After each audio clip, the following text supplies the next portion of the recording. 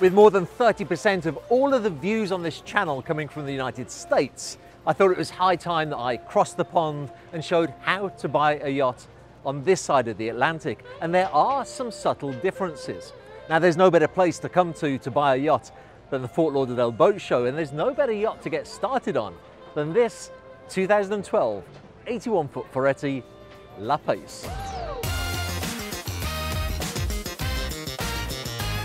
In truth, I was unsure whether I should call this yacht La Pace, as some of my American colleagues called it, or La Pace, meaning peace, as an Italian would say.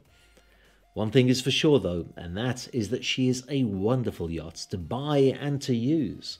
I have to admit, I am a little biased in favour of Ferretti yachts, and their models in the 80-foot range and of this age group are really exceptional.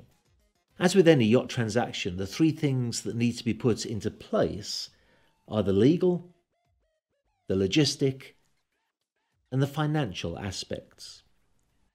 And the first of those, the legal aspects, are a little different in the United States. Most yacht sales in the States are made using a YBAA vessel purchase and sale agreement. As with the Mediterranean Memorandum of Agreement, the purchase kicks off with the signing of this document and the payment of a deposit. This would usually be 10%. Once the deposit has been paid, the buyer is allowed to sea trial and to survey the vessel. Something I really liked in this contract was that it is stipulated that the opportunity should be taken during the survey to also verify the inventory of the yacht. This can sometimes be left until the very end in Mediterranean yacht sales, and it can create some problems.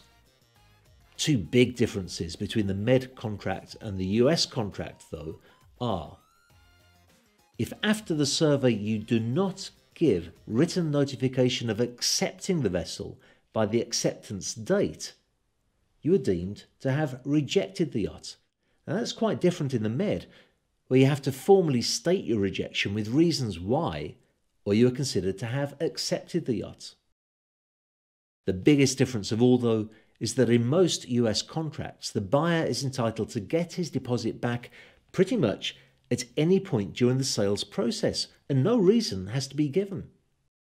I've noticed, in fact, that in the US, buyers are often very quick to put a deposit down, whilst in the Med, they're a little less so, since it represents more of a commitment to proceed with the purchase.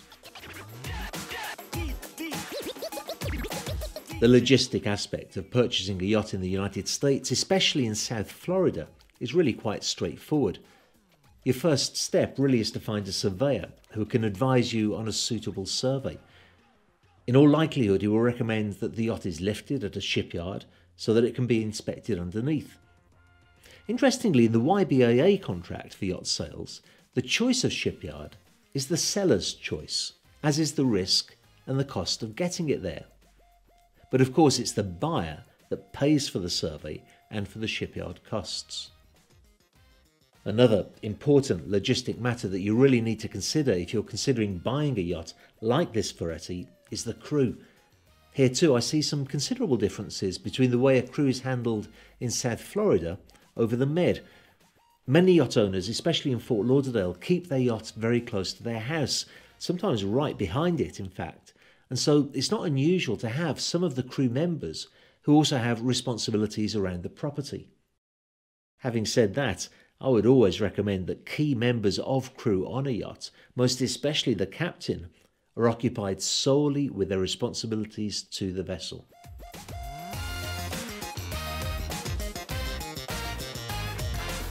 I don't mind admitting that it is somewhat of a dream of mine to have a house in Fort Lauderdale with a dock at the back of the house to keep the yacht on. If you do that, of course, you reduce your running costs considerably, and it's very convenient too. I can see why so many people in Fort Lauderdale do exactly that.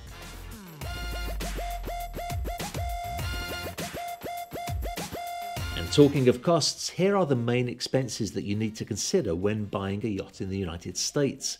And for the purpose of this video, I recommend that you take advice from your broker who can put you in touch with the various experts who you'll need to hire. Now, the main expense, of course, is the yacht itself.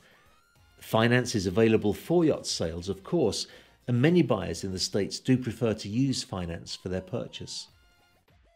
Then I would always recommend that you employ a solid marine lawyer, not the lawyer that you use for your day-to-day business, somebody who understands the intricacies of marine law and who can help you through the contract and the transfer of title.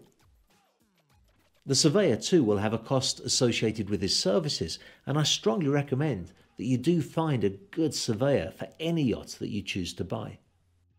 Then we come to the insurance, and in fact this video is sponsored by Private Insurance Services, who of course I recommend that you contact for a quote.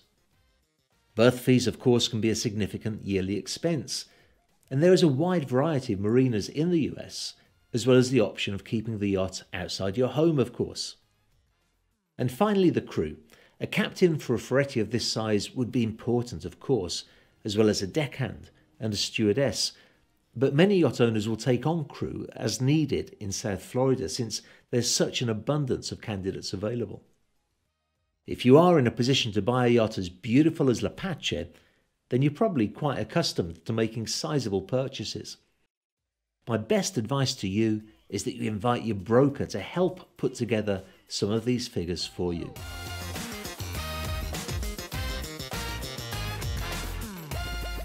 Thank you very much, Michael. Pleasure anytime, David. If I really had bought this Ferretti, I think I'd be stopping after discussions for a quick celebratory drink. Although, of course, agreeing on a price is not quite the same as buying the yacht. Here in the United States, as in Europe, what you really need to do to go from the agreement on price to actually owning the yacht is simply put a good team together.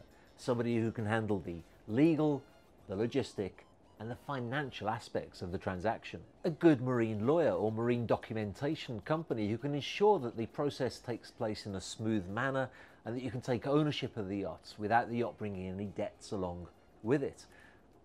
A good captain, somebody who knows the area and is able to put together an efficient crew who will suit your personality and your requirements. And of course, a competent marine surveyor so that you know exactly what it is that you're getting into. Take those simple steps and the yacht can be yours. Now all I need to do is go and find that house with the dock space at the back of it.